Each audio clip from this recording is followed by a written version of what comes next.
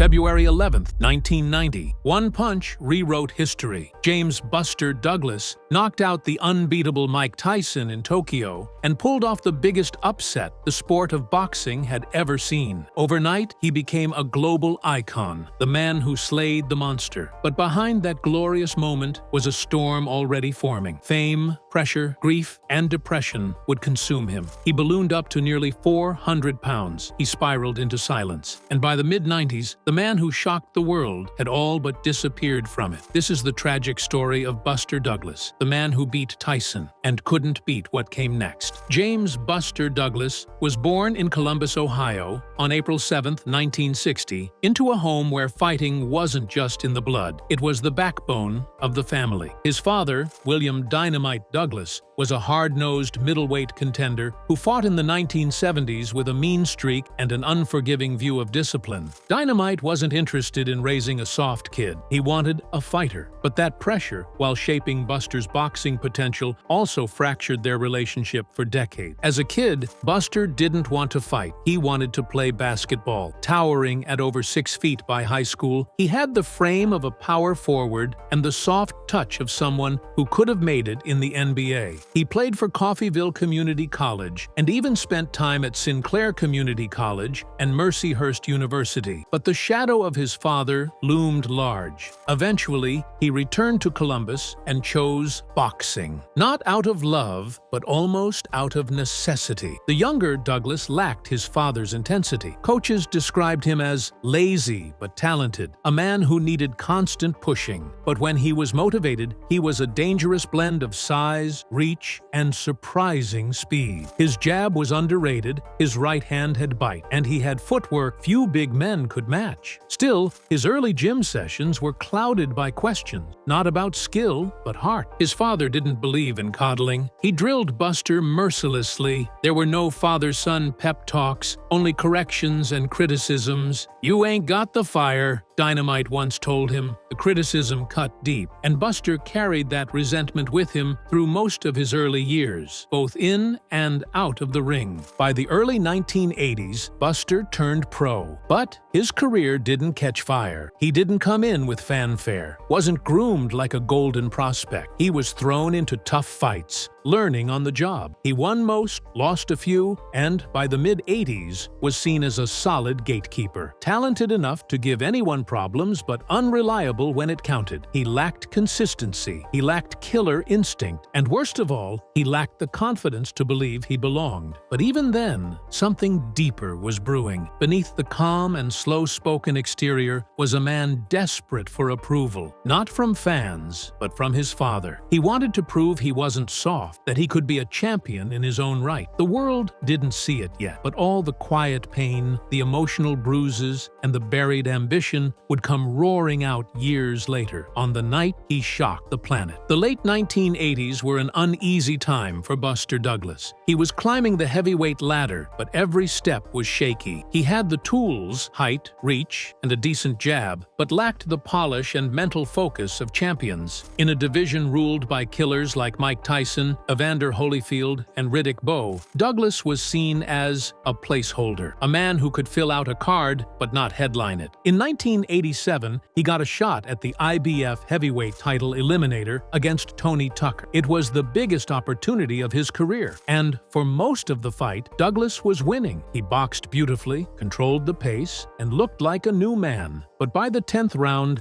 everything unraveled. He got lazy, lost focus, and Tucker stopped him with a flurry that left Douglas standing in disbelief. That loss confirmed what critics believe. Buster Douglas couldn't finish. He could fight, but he couldn't win when it mattered. Sports writers called him the most talented underachiever in the division. Trainers begged him to take camp seriously. His weight often ballooned between fights, fluctuating by 30 to 40 pounds. Even his corner questioned his motivation. motivation. He needed tragedy to ignite him. One trainer later said, that tragedy came in 1990, in the weeks leading up to the Mike Tyson fight. His mother, Lula Pearl Douglas, was his biggest supporter, emotionally, spiritually, and mentally. She believed in Buster when no one else did, and she often acted as a buffer between him and his father. Days before his scheduled fight with Tyson in Tokyo, Lula died unexpectedly of a stroke. The news devastated Douglas. The media assumed he would pull out. After all, he was going up against an undefeated monster with a 37-0 record, 33 knockouts, and a terrifying aura. But Douglas didn't walk away. He stayed in camp. Something inside him snapped, not in anger, but in resolve. This wasn't just about a paycheck anymore. This was about legacy, about proving his worth to the world, and about honoring his mother's belief in him. It would be the first and only time everything aligned: emotion, preparation, and performance. Still, nobody gave him a chance. He was a 42-1 underdog. Pundits mocked the matchup. They expected it to be over in a round. Tyson had destroyed Trevor Berbick, Michael Spinks, and Larry Holmes. Why would Douglas be any different? But Buster knew something no one else did. He had been overlooked his whole life, and now he was grieving, focused, and angry. The world didn't see it coming,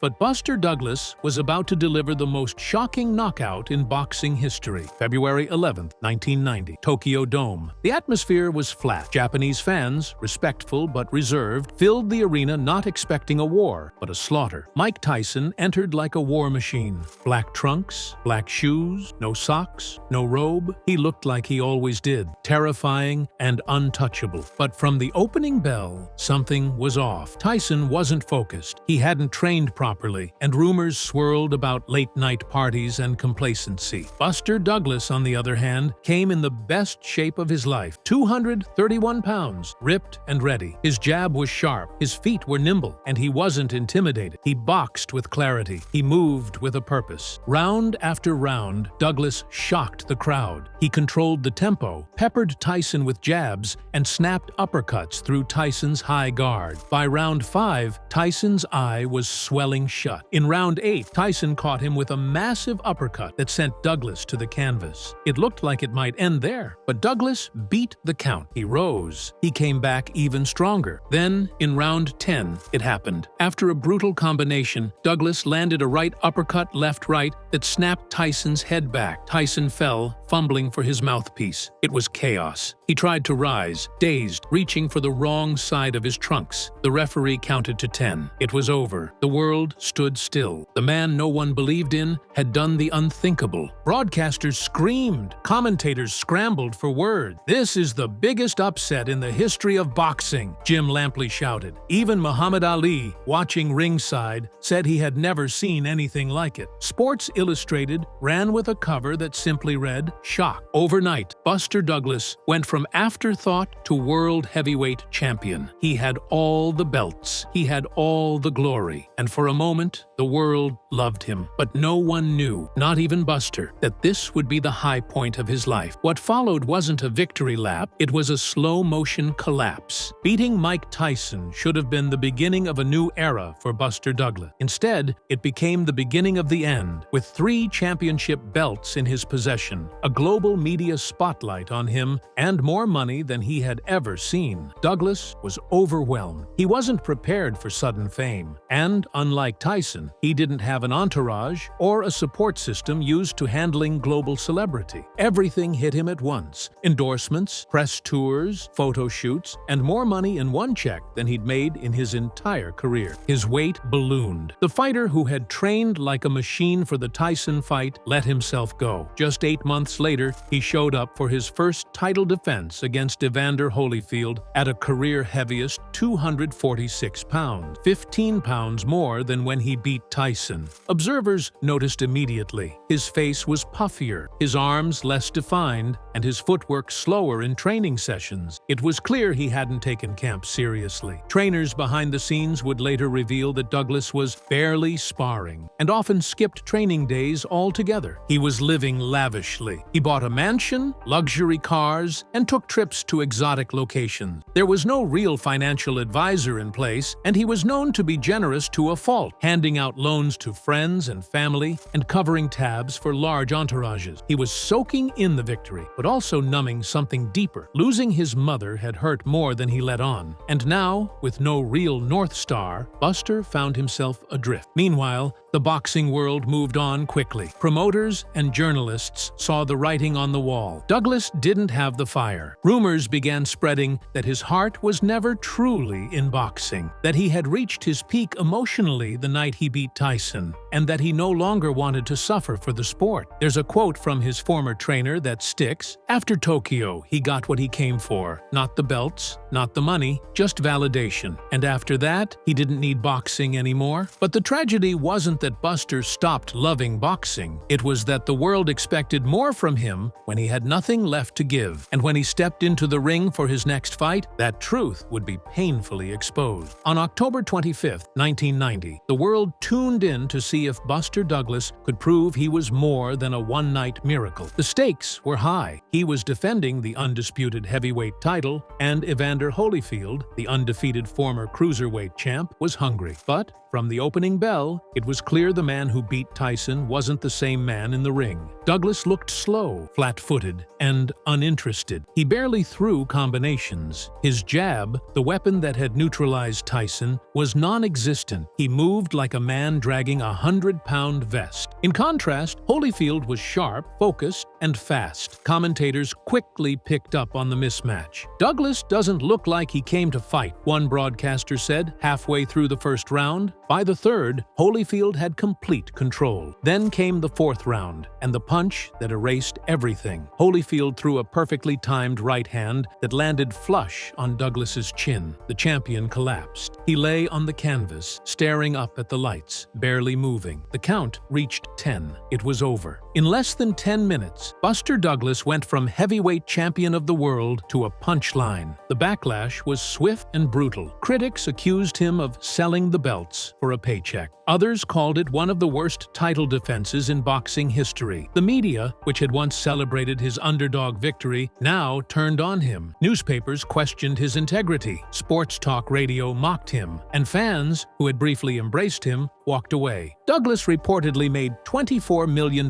for the Holyfield fight, the largest purse ever paid to a boxer at the time. But the money couldn't buy back respect. He disappeared from public life almost immediately after. He didn't speak to reporters. He didn't call for a rematch. He didn't issue excuses. He simply walked away. But it wasn't just his career that ended that night. It was the version of himself the world had fallen in love with. The humble, grieving son who beat the baddest man on the planet was gone. In his place was a man lost in grief, guilt, and self-destruction. The boxing ring had given him his proudest moment, and just as quickly it had taken everything away. After the Holyfield fight, Buster Douglas became a ghost. He returned to Columbus, Ohio, where he lived in near-complete seclusion. He stopped training, he stopped giving interviews, and slowly, the weight began to pile on. Not just physically, but emotionally. He was spiraling into a deep depression, one that would take years to fully reveal itself. Reports began surfacing in local Ohio news outlets that Buster was unrecognizable. Neighbors said he no longer left his house. Friends tried to reach him, but few succeeded. The man who had once stood toe-to-toe with Mike Tyson was now battling an invisible opponent, himself. By the mid-1990s, Buster Douglas weighed nearly 400 pounds. He had become dangerously obese. Doctors later revealed he was suffering from type 2 diabetes and was at severe risk of heart failure. The same frame that once danced around one of the most fearsome fighters in history now could barely support his own weight. He was hospitalized several times for blood pressure complications, but the lowest point came when he slipped into a diabetic coma. It was a near-death experience. Family members were told to prepare for the worst. For a brief period, the sports world held its breath, not sure if the man who had delivered boxing's biggest shock would survive his own body's collapse.